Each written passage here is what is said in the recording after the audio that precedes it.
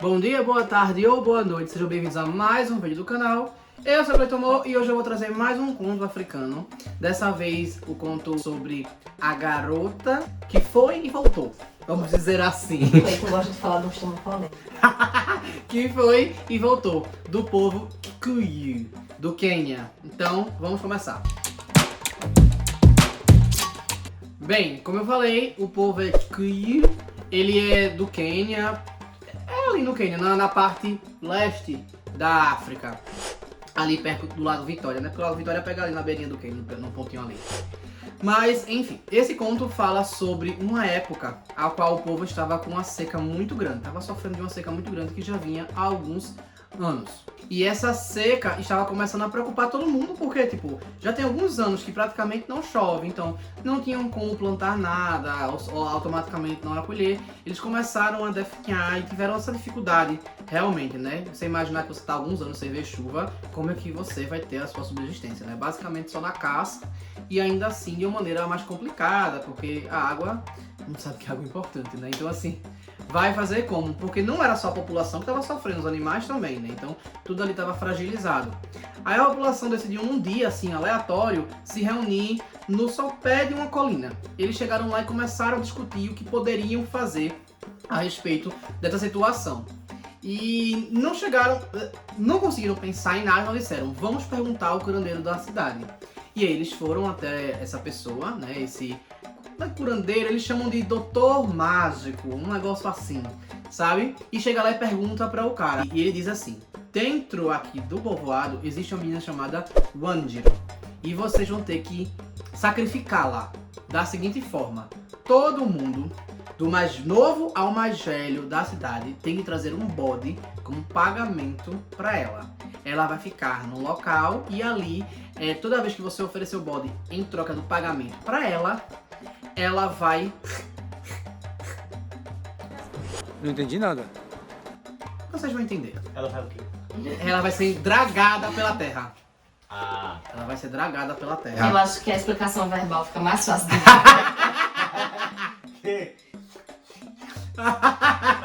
Como é que chama? É onomatopeia? Eu detesto quando eu faço. Vai. E aí o que acontece? Passa-se o tempo, o curandeiro lá falou, né, quando tem que ser, pra eles se organizarem com isso. E aí toda a sociedade se junta ali, ao sopé daquela colina também, faz um círculo, coloca a menina no meio e cada uma chega. Eu compro o Wanjiro e dá o bode. Não diz o que é feito com o bode, basicamente. Enfim, é só como se fosse o bode enviasse a mensagem, não sei. Não explica.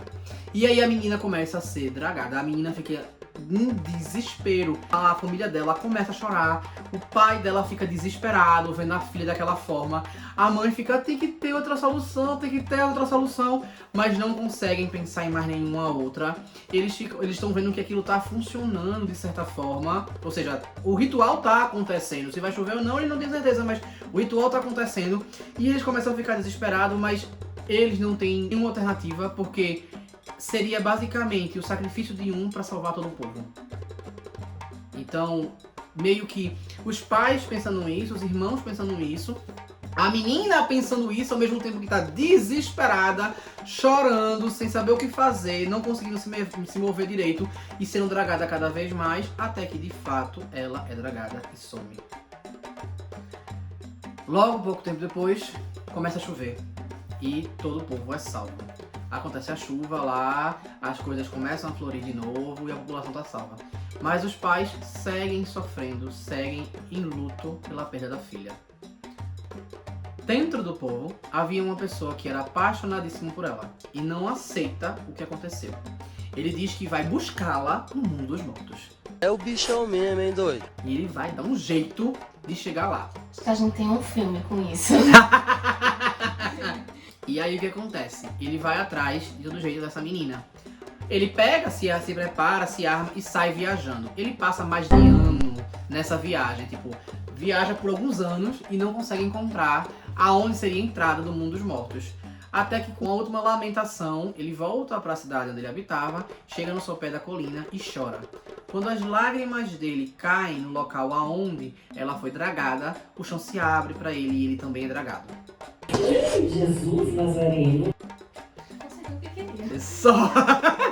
Só que nesse caso ele não vem a falecer. Ele cai num lugar que... Como é que eu falo isso em português? Sim, eu falo português, mas é melhor se falamos em inglês. Uma estrada... Imagina como se fosse uma estrada abandonada, que tem um pouco de neblina, mas venta muito. Sabe? Um cenário meio de cemitério em alguns filmes e desenhos. E ele fica meio sem saber, aquele vento, aquela... Ele cai no redemoinho, situação, aquela situação assim meio estranha. E ele vê um caminho. E ele segue aquele caminho. Ele vai seguindo aquele caminho até que ele esbarra com o Anjiro. Ele encontra ela, de fato. Olha pra ela, meio que vê que ela tá um pouco debilitada, né? E diz pra ela, não, tudo bem, eu vou levar de volta. Agora tudo isso acabou.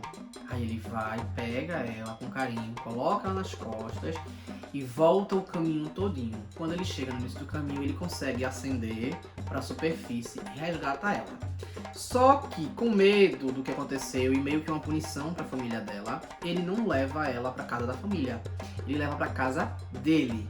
E aí, quando ele leva ela pra casa dele, a mãe dele cuida dela como se fosse uma filha. Alimenta, cuida, faz roupa pra ela, ajeita ela todinha e ela vai se recuperando. Até que acontece, como tá chovendo com frequência, acontece a festa da colheita. E aí eles decidem que ela vai aparecer na festa da colheita. Quando tá acontecendo a festa da colheita, ele vai e convida ela pra vir. Quando ele sai, todo mundo acha estranho se perguntando quem é. Cidade pequena, todo mundo se conhece, né? Quem é aquele ser ali? Quando vê, ficam meio sem saber, até que uma criança, o irmão mais novo do Anjiro, a reconhece. E faz, meu Deus, é o Anjiro! Aí chama a família, vai aquela abraçar, a família fica feliz, mas antes que a família chegue perto, o cara, né, que resgatou ela, pega ela e diz que a família não tem direito de vê-la, porque deu ela em sacrifício. E aí leva ele lá pra casa e se tranca. Obviamente, né, a população fica em estado de choque. Claro. Do nada a menina virou Rapunzel. E aí ela vai ficar lá dentro, só que a família dela vai lá e bate a porta dele 3 dias seguidos. No 4º dia, quando vai lá, ele decide abrir a porta e dizer: eu acho que vocês realmente sofrem pela perda dela. E então, a partir disso, eles conversam sobre o dote que ele pagaria pra poder casar Ele com traz ela. a filha dela da morte e precisa pagar o dote.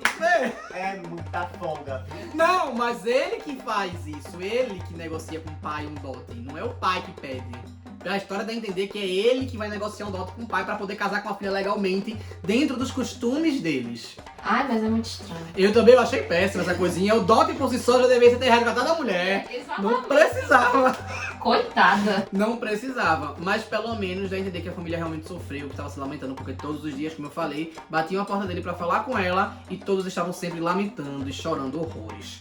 Né? Então ele se comoveu com a situação e deu porque viu que basicamente toparam aquilo porque não tinham escolha. E se você acha que isso é apenas uma lenda, deixa eu contar uma coisa pra vocês, que isso já aconteceu na vida real e mais de uma vez. Vamos agora para o choque. Bem, O grande plot twist. o grande plot twist. Bem, o que acontece é o seguinte. Eu falei de um conto do povo Kikuyu, da Quênia. E esse caso que eu vou contar aconteceu na Tanzânia, com um homem lá. Pelo que eu pesquisei, existe um povo originário da Tanzânia, os Maasai. Maasai ou Maasai? Acho que é Maasai.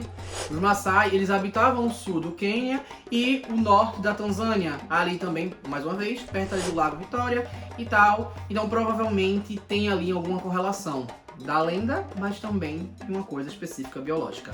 O cara chamado Ismail Aziz, ele tem 40 anos e ele foi decretado morto 6 vezes. Mas ele tá vivo, tá? Medicalmente, vamos dizer assim, o laudo, ele foi constatado morto. Ele tem certidão de óbito. Certidão de óbito, 6 vezes. Coisa pouca. Coisa pouca. O que acontece? Ele é um gato. Foi o que disseram, falta uma. A próxima vai ser a última. Agora, se ele vier na 8ª, aí é um caso de Não, estudo. Não, mas depende tem crença que fala que gato tem 9. Vai ter que fazer ele com 9 pra poder garantir. Então se vinha a 10ª, Aí se vinha aí a a gente tem décima. que estudar. Aí o que acontece? A primeira vez ele veio a falecer de um acidente de trabalho que ele sofreu. Só que aí, na hora que a família estava organizando o velório, ele simplesmente levanta da cama do necrotério e sai como se nada tivesse acontecido. Todo mundo ficou em choque, mas tinha poucas pessoas ali. Acabou gerando aquela fofoca, aquele burburinho, acharam que era erro médico e tal. Segue vida. Pouco tempo depois, ele pega a malária, fica no estado gravíssimo, vem a falecer. Quando ele falece, vamos enterrar. Passou pelo velório, passou tudinho, vai para o sepultamento. Do nada, esse homem abre a porta do caixão, se levanta e sai. Todo mundo achou que era um fantasma. Eu desmaiava na hora. Dava Deus e meio, né? Exatamente, dava 1h30. Jesus. Já imagina a reação do povo. Todo mundo ficou em choque, demorou a acreditar que aquilo tinha acontecido. Pouco tempo depois, ele sofreu um acidente automobilístico, também grave, decretado. Ele entrou em coma. Depois que ele entrou em coma, foi dado um óbito para ele também. Imagina a família nesse segundo momento. Será que é agora que vai? Será que agora vai ser? Exato, eu também penso nisso. E aí o que acontece? Depois ele se levantou também, como se nada tivesse acontecido, e ó, veio-se embora. A população estava começando a ficar com medo dele. Até que ele foi picado por uma cobra venenosa. Ele foi envenenado e mais uma vez, laudo e óbito. Só que dessa vez os médicos disseram: eu não vou me passar o ridículo. Deixa esse homem no necrotério 3 a 4 dias aí pra ver se ele vai. A gente vai esperar uma semana. Se não levantar, a gente enterra. Mais fácil. No terceiro dia, a besta se levanta da cama e Tá o sai. Paulo como Jesus. Se levanta nada. do necrotério e sai. Meu Deus. Eu fico me perguntando qual é a condição genética que esse homem tem. Aí, vamos pro quinto. Ele sofre um acidente e cai no poço.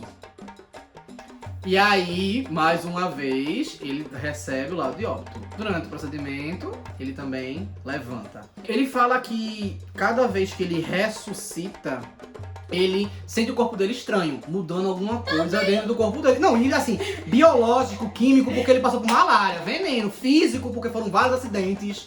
Então, tipo, enfim, nessa quinta agora... Ou ele tá devendo alguma coisa muito séria, ou ele é tão ruim que não estão aceitando ele lá. Nem nos dois cantos, é corpo seco. Porque ninguém tá O aceitando. negócio é fazer igual em The Walking Dead. Quando vê o zumbi, é logo a facada na cabeça, no meio do crânio, pra ver se... Coitado. Mas falando nisso, depois dessa quinta ressuscitação, os vizinhos dele começaram a ficar com medo dele e tocaram fogo na casa que ele tava, queimando ele vivo. Pode isso! Eu tô indignada! O corpo dele foi recolhido, teoricamente sem vida, asfixiado, com queimaduras graves e tal. O fogo foi apagado, ele foi levado. Antes de ser enterrado, ele se levanta. Mas assim como outras vezes, aconteceu de ele ter cicatrizes. Inclusive, ele tem cicatriz das queimaduras que ele sofreu. Tem até um documentário no YouTube, se você pesquisar. Eu acho que eu vou colocar o link aqui, inclusive. Porque tem, realmente. E aí tem várias coisas tipo... E nenhum médico até hoje sabe o que danado esse homem tem. E qual é o nome dele? Eu já falei, Ismail Aziz. Ah, Acontece. Eu lembrei muito desse... Quando eu vi esse relato, eu lembrei muito desse conto. Que eu falei de que alguém foi trazido dos mortos.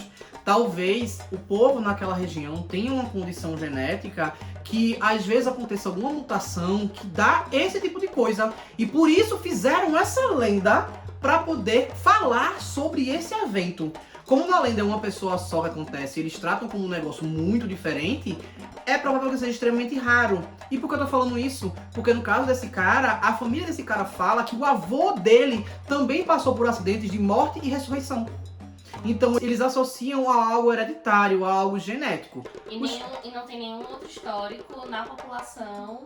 Aparentemente não. Aparentemente não, se fizer documentário. Mas se a gente leva em consideração o conto, né, que é de um país acima, mas que pode ser geneticamente daquela região, indo a outros povos próximos também, talvez seja um negócio extremamente raro que decidiram fazer uma lenda pra deixar registrado, porque acontece muito raramente.